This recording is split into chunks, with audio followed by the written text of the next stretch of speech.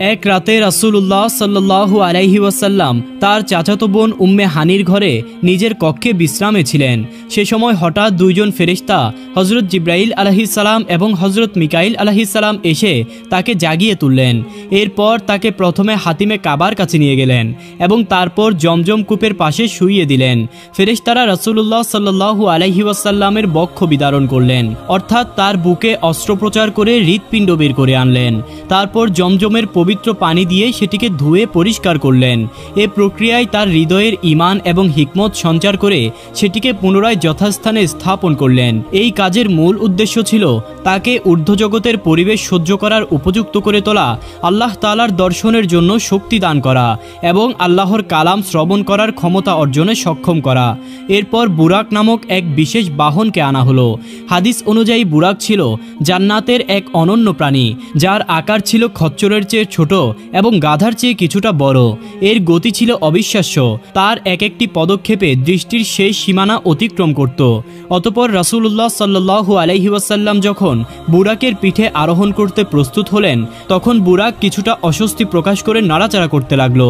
এটা দেখে জিবরাইল আলাইহিস সালাম বললেন, হে বুরাক, তুমি কি জানো আজ তোমার পিঠে কে আরোহণ করছেন? তোমার পিঠে এখন যিনি সওয়ার হচ্ছেন তিনি হচ্ছেন সাইয়্যিদুল মুরসালিন, আল্লাহর প্রিয় নবী মুহাম্মদ সাল্লাল্লাহু আলাইহি ওয়াসাল্লাম। তার চেয়ে সম্মানিত কোনো বান্দা তোমার পিঠে আগে কখনো সওয়ার হননি। জিবরাইল আলাইহিস সালামের এই কথা শুনে বুরাক লজ্জায় অবনত হয়ে পড়ল এবং তার শরীর ঘামে ভিজে গেল। অতঃপর নবী করিম সাল্লাল্লাহু আলাইহি ওয়াসাল্লাম বুরাকে আরোহণ করে বাইতুল মাকদিসের উদ্দেশ্যে যাত্রা শুরু করলেন। তার সাথে ছিলেন হযরত জিবরাইল আলাইহিস সালাম এবং হযরত মিকাইল আলাইহিস সালাম। যাত্রাপথে রাসূল সাল্লাল্লাহু আলাইহি ওয়াসাল্লাম একটি বৃদ্ধার পাশ দিয়ে অতিক্রম করছিলেন। সেই বৃদ্ধা তাকে ডাক দিল। তখন হযরত জিবরাইল আলাইহিস সালাম বললেন, হে নবী, আপনি এগিয়ে যান, এর প্রতি ভ্রুক্ষেপ করবেন না। আরও কিছুক্ষণ পর একটি বৃদ্ধ পুরুষের সাথে দেখা হলো, যিনি রাসূল সাল্লাল্লাহু আলাইহি ওয়াসাল্লামকে আহ্বান জানালেন। হযরত জিবরাইল আলাইহিস সালাম আবার বললেন, হে নবী, আপনি আপনার পথেই চলুন, তার দিকে মনোযোগ দেবেন না। এরপর কিছুদূর এগিয়ে একটি দলের সাথে তার সাক্ষাৎ হলো। তারা তাকে সম্বোধন করে বলল, আসসালামু আলাইকা ইয়া আউয়ালু, আসসালামু আলাইকা ইয়া আখিরু, আসসালামু আলাইকা ইয়া হাশিরু। তখন জিবরাইল আলাইহিস সালাম বললেন, আপনি এদের সালামের জবাব দিন। রাসূল সাল্লাল্লাহু আলাইহি ওয়াসাল্লাম তাদের সালামের জবাব দিলেন। পরে দলটি চলে গেলে জিবরাইল আলাইহিস সালাম বললেন, হে নবী, যে বৃদ্ধাকে আপনি প্রথমে দেখেছিলেন সে হলো দুনিয়া। এই বৃদ্ধা যেমন বার্ধক্যের শেষ প্রান্তে পৌঁছে গেছে, তেমনি দুনিয়ার সময় শেষের দিকে। এর আয়ু খুবই অল্প। যে বৃদ্ধ পুরুষকে আপনি দেখেছিলেন সে হলো অভিশপ্ত শয়তান। তাদের উভয়েরই উদ্দেশ্য ছিল আপনাকে তাদের প্রতি আকৃষ্ট করা। এরপর তিনি ব্যাখ্যা করলেন, তৃতীয়বার যে দলের সাথে আপনার সাক্ষাৎ হয়েছে এবং যারা আপনাকে সালাম দিয়েছেন তারা ছিলেন হযরত ইব্রাহিম আলাইহিস সালাম, হযরত মূসা আলাইহিস সালাম এবং হযরত ঈসা আলাইহিস সালাম। এরপর রাসূলুল্লাহ সাল্লাল্লাহু আলাইহি ওয়াসাল্লাম পুনরায় যাত্রা শুরু করলেন। পথিমধ্যে তিনি একটি দলের পাশ দিয়ে অতিক্রম করলেন, যাদের হাতে লম্বা তামার নখ ছিল। তারা সেই নখ দিয়ে নিজেদের মুখমণ্ডল আঁচড়ে ক্ষতবিক্ষত করে তুলছিল। এই দৃশ্য দেখে রাসূলুল্লাহ সাল্লাল্লাহু আলাইহি ওয়াসাল্লাম হযরত জিবরাইল আলাইহিস সালামকে জিজ্ঞেস করলেন, এরা কারা এবং এভাবে নিজেদের কেন কষ্ট দিচ্ছে? জবাবে জিবরাইল আলাইহিস সালাম বললেন, এরা সেই সব লোক যারা দুনিয়াতে গীবত করত।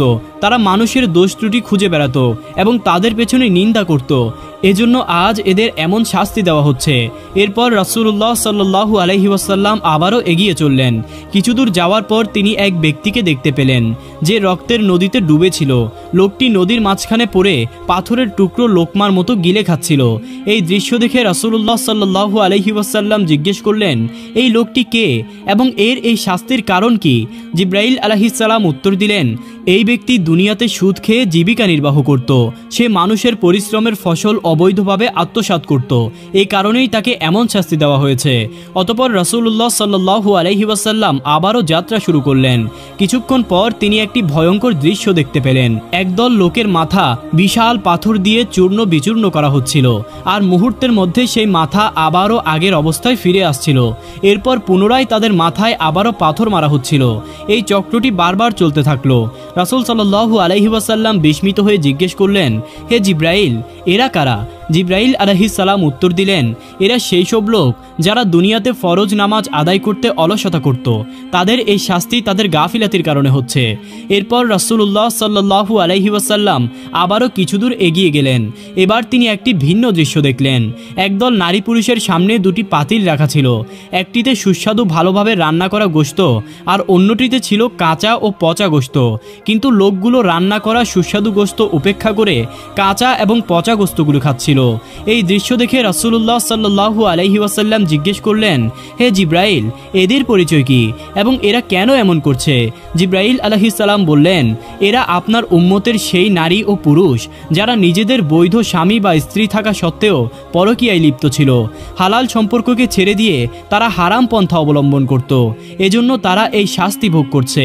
অতঃপর রাসূলুল্লাহ সাল্লাল্লাহু আলাইহি ওয়াসাল্লাম আবারও যাত্রা শুরু করলেন। কিছুদূর যাওয়ার পর তিনি একটি দৃশ্য দেখলেন যা অত্যন্ত ভয়ঙ্কর ছিল। তিনি দেখলেন একটি তন্দুরের মতো চুলায় ধাউ ধাউ করে আগুন জ্বলছিল। সেই আগুনের মধ্যে উলঙ্গ নারী ও পুরুষরা ঘুরপাক খাচ্ছিল। তাদের থেকে তীব্র দুর্গন্ধও বের হচ্ছিল আর তাদের লজ্জাস্থান কামড়াচ্ছিল বিষাক্ত সাপ ও বিচ্ছুরা।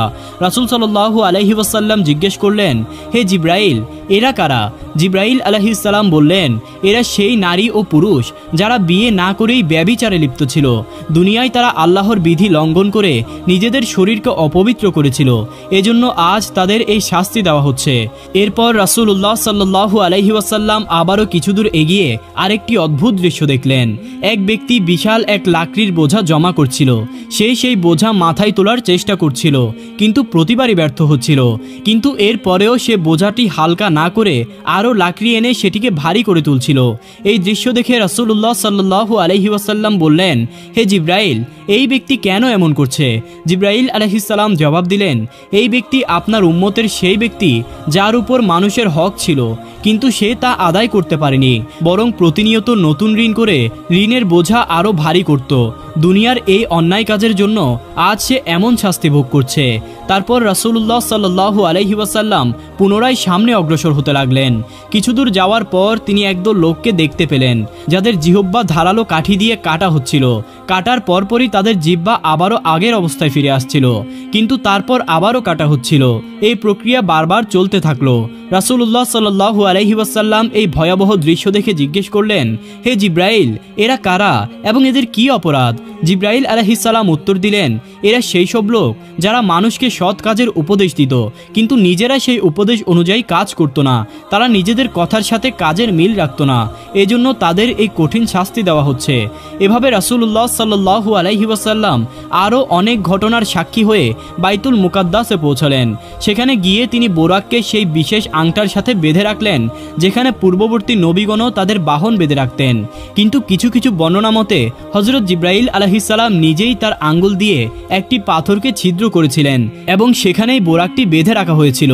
অতঃপর রাসূলুল্লাহ সাল্লাল্লাহু আলাইহি ওয়াসাল্লাম বাইতুল মাকদিসে প্রবেশ করার পর প্রথমেই তিনি 2 রাকাত তাহিয়াতুল মসজিদ নামাজ আদায় করলেন।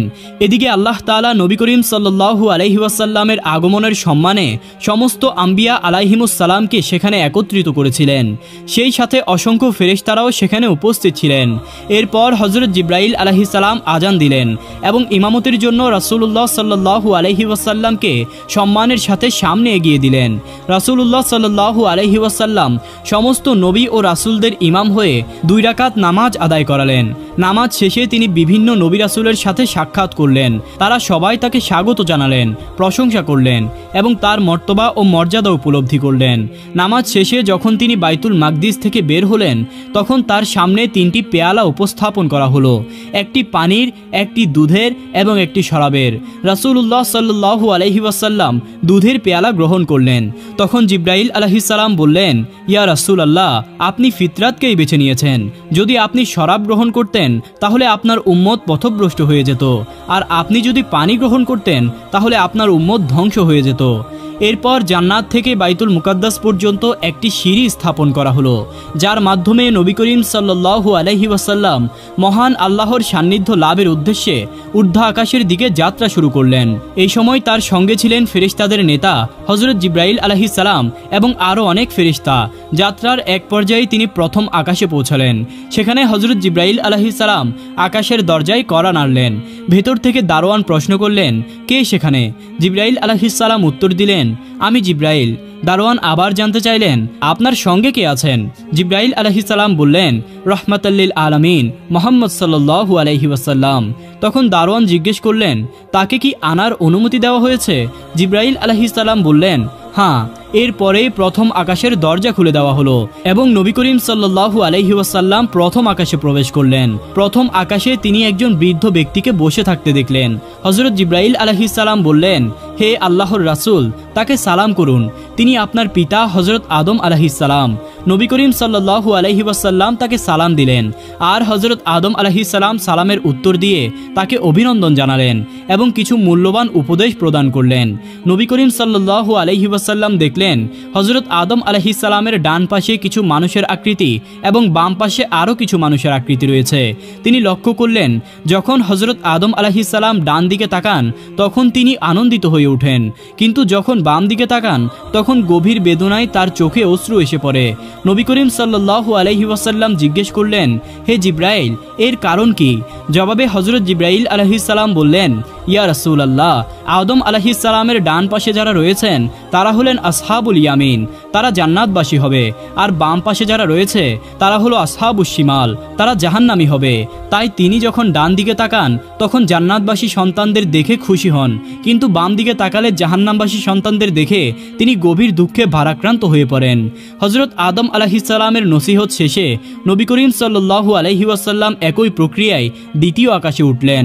আগের মতোই প্রশ্নোত্তর পর্ব শেষে দারোয়ান দরজা খুলে দিল। ভেতরে প্রবেশ করার পর তিনি হযরত ঈসা আলাইহিস সালাম এবং হযরত ইয়াহইয়া আলাইহিস সালামের সঙ্গে সাক্ষাৎ করলেন। তারা তাকে অভ্যর্থনা জানালেন। এরপর তিনি তৃতীয় আকাশে পৌঁছালেন, যেখানে তার সাক্ষাৎ হলো হযরত ইউসুফ আলাইহিস সালামের সঙ্গে। তারা পরস্পর সালাম বিনিময় করলেন। এরপর তিনি চতুর্থ আকাশে পৌঁছে গেলেন এবং সেখানে হযরত ইদ্রিস আলাইহিস সালামের সঙ্গে দেখা করলেন। পঞ্চম আকাশে তিনি হযরত হারুন আলাইহিস সালামের সঙ্গে সাক্ষাৎ করলেন। ষষ্ঠ আকাশে পৌঁছে দেখা হলো হযরত মূসা আলাইহিস সালামের সঙ্গে। তাদের মধ্যেও কিছু আলোচনা হলো। সবশেষে তিনি সপ্তম আকাশে পৌঁছলেন, যেখানে হযরত ইব্রাহিম আলাইহিস সালামের সঙ্গে তার দেখা হলো। সপ্তম আকাশে তিনি দেখলেন হযরত ইব্রাহিম আলাইহিস সালাম বাইতুল মামুরে হেলান দিয়ে বসে আছেন।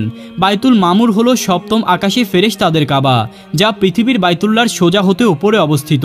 প্রতিদিন 70,000 ফেরেশতা এখানে তাওয়াফ করেন এবং যারা একবার তাওয়াফ করেন তারা কিয়ামত পর্যন্ত আর দ্বিতীয়বার সুযোগ পান না। এখানে হযরত জিব্রাইল আলাইহিস সালাম নবী করিম সাল্লাল্লাহু আলাইহি ওয়াসাল্লামকে হযরত ইব্রাহিম আলাইহিস সালামের সঙ্গে পরিচয় করিয়ে দিলেন। তারা কিছু সময় একসঙ্গে কথাবার্তা বললেন। তারপর নবী করিম সাল্লাল্লাহু আলাইহি ওয়াসাল্লাম বিদায় নিয়ে আরও ঊর্ধ্বে উঠতে শুরু করলেন। তারপরে তিনি সিদরাতুল মুনতাহায় পৌঁছলেন, যা সৃষ্টি জগতের সীমানা ছিল। সেখানে তিনি জান্নাতের বিভিন্ন স্তর ঘুরে দেখলেন এবং তার জন্য নির্ধারিত ঘরটিও পরিদর্শন করলেন। তখন তিনি সেই ঘরে প্রবেশ করতে চাইলে তাকে জানানো হলো, এখনও আপনার পৃথিবীতে ফেরার সময় রয়েছে। সিদরাতুল মুনতাহায় ভ্রমণ শেষে হযরত জিব্রাইল আলাইহিস সালাম নবী করিম সাল্লাল্লাহু আলাইহি ওয়াসাল্লামকে বললেন, ইয়া রাসূলুল্লাহ, এবার আপনাকে একা যেতে হবে। নবী করিম সাল্লাল্লাহু আলাইহি ওয়াসাল্লাম জিজ্ঞেস করলেন, আপনি আমার সঙ্গে আসবেন না? জিব্রাইল আলাইহিস সালাম বললেন, ইয়া রাসূলুল্লাহ, যদি আমি এর পরেও এক চুল পরিমাণ উপরের দিকে যাই তবে আল্লাহর তাজাল্লির প্রখরতায় আমার পাখা পুড়ে ছাই হয়ে যাবে। জিব্রাইল আলাইহিস সালামের এই কথা শুনে রাসূল সাল্লাল্লাহু আলাইহি ওয়াসাল্লাম একাকী যাত্রা শুরু করলেন। নিস্তব্ধ নীরব এক এলাকা, কোনো শব্দ নেই, কোনো সঙ্গী নেই। এক অদৃশ্য ইশারায় তিনি সামনের দিকে এগোতে লাগলেন।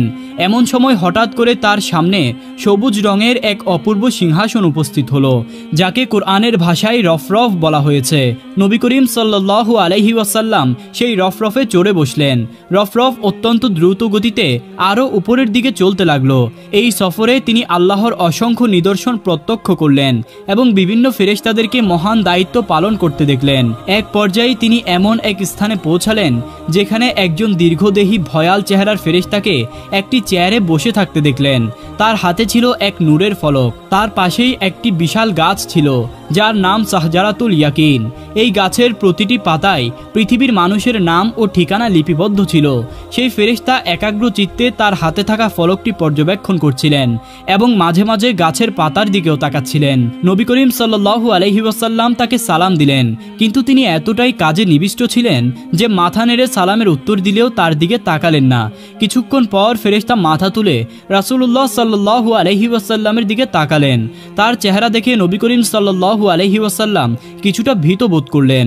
পরে জানা গেল তিনি ছিলেন মালাইকাল মাউত হযরত আজরাইল আলাইহিস সালাম। হযরত আজরাইল আলাইহিস সালাম নবী করিম সাল্লাল্লাহু আলাইহি ওয়াসাল্লামকে অভিনন্দন জানিয়ে বললেন, ইয়া রাসূলুল্লাহ, আপনার মেরাজ সফর শুভ হোক। এই সফর আপনার এবং আপনার উম্মতের জন্য কল্যাণকর হোক। তার এমন স্নেহপূর্ণ কথায় রাসূল সাল্লাল্লাহু আলাইহি ওয়াসাল্লামের ভয় কেটে গেল। তিনি জিজ্ঞেস করলেন, আপনি কিভাবে গোটা পৃথিবীর সমস্ত প্রাণীর আত্মা একাই কবজ করেন? আজরাইল আলাইহিস সালাম বললেন, ইয়া রাসূলুল্লাহ, আমার হাতে থাকা এই ফলকটিতে পৃথিবীর সব মানুষের নাম ও ঠিকানা রয়েছে। একইভাবে শাহজারাতুল ইয়াকিনের প্রতিটি পাতায়ও তাদের নাম লেখা রয়েছে। যখন কোনো ব্যক্তির মৃত্যু ঘনিয়ে আসে, তার নামের পাতা ধীরে ধীরে হলুদ হতে থাকে। তখন রিজিক পৌঁছে দেওয়ার দায়িত্বে থাকা ফেরেশতারা তার শেষ রিজিক সরবরাহ করেন। এক সময় সেই পাতা শুকিয়ে ঝরে পড়ে। তখন আমি ফলক থেকে তার নামটি মুছে ফেলি এবং তার রূহ কবজ করি। ইয়া রাসূলুল্লাহ, যেমন একটি থালায় থাকা পিঁপড়াগুলোর দিকে আপনি যখন ইচ্ছা যেই কটি ইচ্ছা ধরতে বা মারতে পারেন, তেমনি গোটা পৃথিবী আমার জন্য একটি থালার মতো। আল্লাহর আদেশে আমি যেখান থেকে যখন যেভাবে ইচ্ছা রূহ কবজ করতে পারি। হাদিসের বর্ণনা অনুযায়ী হযরত আজরাইল আলাইহিস সালাম হলেন মালাকুল মাউত, অর্থাৎ মৃত্যুর ফেরেশতা। তিনি মৃত্যুর কার্যক্রম পরিচালনার জন্য মূল দায়িত্বপ্রাপ্ত এবং তার অধীনে অসংখ্য ফেরেশতা রয়েছেন যারা পৃথিবীতে মানুষের প্রাণ কবজ করেন। হযরত আজরাইল আলাইহিস সালামের নিজে সব জায়গায় উপস্থিত হওয়া জরুরি নয়, তার অধীনস্থ ফেরেশতারা এই কাজ সম্পন্ন করেন। নবী করিম সাল্লাল্লাহু আলাইহি ওয়াসাল্লাম তাকে জিজ্ঞেস করলেন, ভাই আজরাইল, আপনি যখন কোনো ব্যক্তির প্রাণ কবজ করেন তখন সেই ব্যক্তির কতটুকু কষ্ট হয়? জবাবে হযরত আজরাইল আলাইহিস সালাম বললেন, ইয়া রাসূলুল্লাহ, একবার আল্লাহর নবী হযরত ইদ্রিস আলাইহিস সালাম মৃত্যুর স্বাদ অনুভব করতে চেয়েছিলেন। আল্লাহর নির্দেশে আমি তার রূহ কবজ করেছিলাম। এরপর তার রূহ দেহে ফিরিয়ে দিয়ে তাকে অনুভূতি সম্পর্কে জিজ্ঞেস করলাম। তিনি বললেন, আমার কাছে মনে হয়েছে যেন আমার শরীর থেকে চামড়া ছিঁড়ে নেওয়া হচ্ছে। তখন আমি বললাম, আল্লাহর কসম করে বলছি, আপনার চেয়ে সহজ করে আমি এই পর্যন্ত আর কখনো কারো রূহ কবজ করিনি। এই কথাগুলো শুনে নবী করিম সাল্লাল্লাহু আলাইহি ওয়াসাল্লাম নিজের উম্মতের কথা ভেবে গভীর চিন্তায় মগ্ন হয়ে গেলেন। তখন হযরত আজরাইল আলাইহিস সালাম নবী করিম সাল্লাল্লাহু আলাইহি ওয়াসাল্লামকে সান্ত্বনা দিয়ে বললেন, ইয়া রাসূলুল্লাহ, আপনার উম্মতের মধ্যে যারা নেককার ও দিনদার, তাদের রূহ কবজ করার ক্ষেত্রে আল্লাহ তাআলা আমাকে নির্দেশনা দিয়েছেন যেন তা অত্যন্ত কোমল ও মধুর হয়। এটি এমন হবে যেন একটি শিশু মায়ের কোলে দুধ পান করতে করতে ঘুমিয়ে পড়ে। তারা কোনো যন্ত্রণা বা কষ্ট টের পাবে না। আপনার নেককার উম্মতের জন্য ঠিক এমনই ব্যবস্থা করা হয়েছে। তারপর নবী করিম সাল্লাল্লাহু আলাইহি ওয়াসাল্লাম তার মেরাজ সফরে আরও উপরের দিকে অগ্রসর হতে থাকলেন। এক সময় তিনি এমন এক স্থানে পৌঁছালেন যা সম্পূর্ণ নীরব ও নিস্তব্ধ ছিল। সেখানে কোনো পানি বা প্রাণের চিহ্ন নেই বলে মনে হচ্ছিল। এই নিঃসঙ্গ পরিবেশে তিনি কিছুটা ভীত হয়ে পড়লেন। তখন হঠাৎ করে একটি গায়েবী আওয়াজ ভেসে এলো, ইয়া রাসূলুল্লাহ, আপনি ভয় পাবেন না, বিচলিত হবেন না। আপনি আরশে আজিমের সামনে উপস্থিত হয়েছেন। আপনার প্রভু আল্লাহ রব্বুল আলামিন আপনার সম্মুখেই রয়েছেন। আপনি যা কিছু হাদিয়া দিতে চান তা পেশ করুন। আল্লাহ তাআলার এই আহ্বান শুনে নবী করিম সাল্লাল্লাহু আলাইহি ওয়াসাল্লাম গভীর চিন্তায় নিমগ্ন হলেন। তিনি ভাবলেন, আল্লাহ তাআলা তো সমস্ত কিছুর মালিক। তিনি আরশ কুরসির অধিপতি, লাউহে মাহফুজের মালিক, আসমান জমিন ও তার মধ্যকার সমস্ত সম্পদের অধিকারী। তাহলে কোন জিনিস পেশ করলে তিনি খুশি হবেন? এই চিন্তায় নিমগ্ন হয়ে রাসূল সাল্লাল্লাহু আলাইহি ওয়াসাল্লাম সঙ্গে সঙ্গে সিজদায় পড়ে গেলেন এবং বললেন, আমাদের সকল সালাম, শ্রদ্ধা, নামাজ ও সকল পবিত্রতা একমাত্র আল্লাহর জন্য। তখন আল্লাহ তাআলা তার স্নেহপূর্ণ বাক্যে বললেন, হে নবী, আপনার প্রতি শান্তি বর্ষিত হোক এবং আল্লাহর অনুগ্রহ ও বরকত বর্ষিত হোক। তবে নবী করিম সাল্লাল্লাহু আলাইহি ওয়াসাল্লাম যখন লক্ষ্য করলেন এই শান্তি ও বরকত শুধু তার প্রতি বর্ষিত হচ্ছে, তখন উম্মতের প্রতি তার গভীর মমতা ও দয়া জেগে উঠল। তিনি ব্যাকুল হয়ে বললেন, এই শান্তি শুধু আমার জন্য নয়, বরং আমাদের সবার উপর এবং আল্লাহর নেক বান্দাদের উপর বর্ষিত হোক। রাসূল সাল্লাল্লাহু আলাইহি ওয়াসাল্লাম তার উম্মতের প্রতি গভীর মমতা ও উদারতা প্রকাশ করার পর আরশ বহনকারী ফেরেশতারা একত্রে বলে উঠলেন, আশহাদু আল্লা ইলাহা ইল্লাল্লাহ ওয়া আশহাদু আন্না মুহাম্মাদান আবদুহু ওয়া রাসূলুহু। আল্লাহ তাআলা তার হাবিবের এই মহিমান্বিত মেরাজের ঘটনাকে স্মরণীয় করে রাখতে কিয়ামত পর্যন্ত সকল উম্মতের উপর নামাজে এই তাশাহুদ পাঠ করাকে ওয়াজিব করে দিয়েছেন। এরপর আল্লাহ তাআলা রাসূল সাল্লাল্লাহু আলাইহি ওয়াসাল্লামকে তার উম্মতের জন্য বিশেষভাবে তিনটি মূল্যবান হাদিয়া প্রদান করলেন। প্রথমটি হলো 50 ওয়াক্ত নামাজ, দ্বিতীয়টি হলো সূরা বাকারার শেষ 2 আয়াত, তৃতীয়টি হলো মুশরিক ব্যতীত অন্যান্য পাপীদের জন্য ক্ষমার ঘোষণা। এই হাদিয়া নিয়ে রাসূল সাল্লাল্লাহু আলাইহি ওয়াসাল্লাম দুনিয়ার উদ্দেশ্যে ফিরে আসতে থাকলেন। সপ্তম আকাশে হযরত ইব্রাহিম আলাইহিস সালামের সঙ্গে তার সাক্ষাৎ হলো, তবে ইব্রাহিম আলাইহিস সালাম কোনো কথাই বললেন না। এরপর ষষ্ঠ আকাশে পৌঁছালে হযরত মূসা আলাইহিস সালামের সঙ্গে তার দেখা হলো। মূসা আলাইহিস সালাম জানতে চাইলেন, ইয়া রাসূলুল্লাহ, আপনার উম্মতের জন্য কি হাদিয়া নিয়ে এসেছেন? রাসূল সাল্লাল্লাহু আলাইহি ওয়াসাল্লাম উত্তরে বললেন, আমার উম্মতের জন্য দৈনিক 50 ওয়াক্ত নামাজ নির্ধারিত হয়েছে।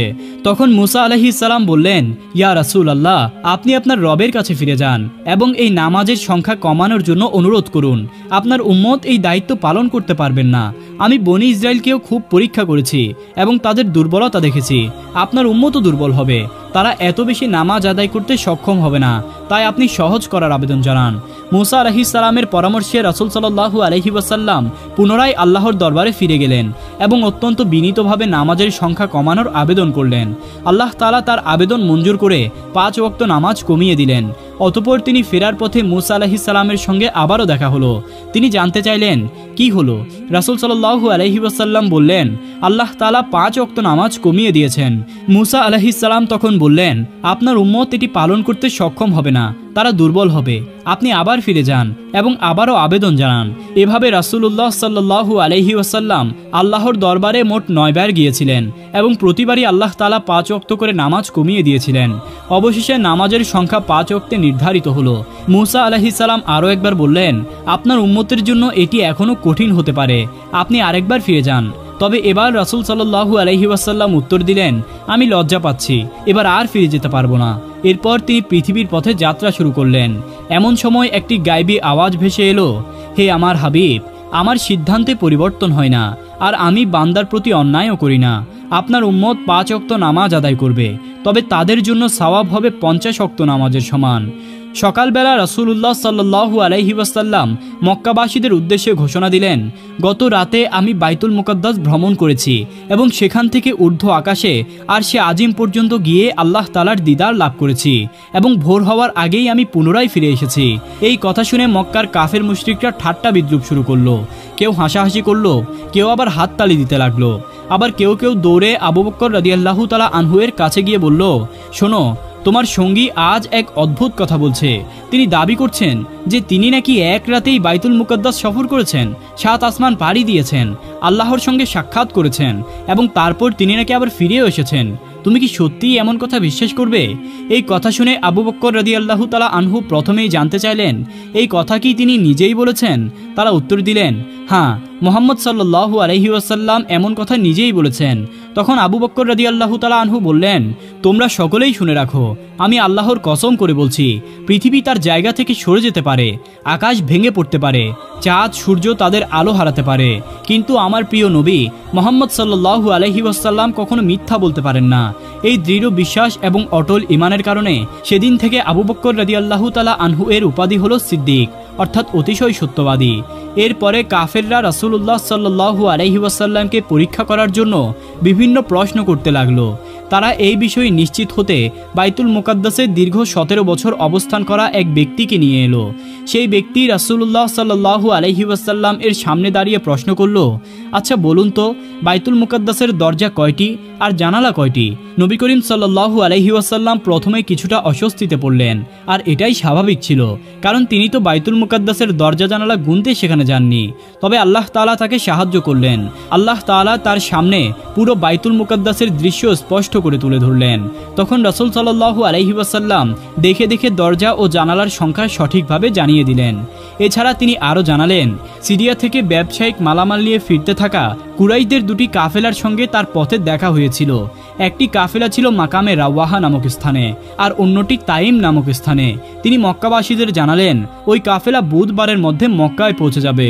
তার এই কথার সত্যতা নিশ্চিত করতে কাফেলা ফেরার জন্য অপেক্ষা করা হলো।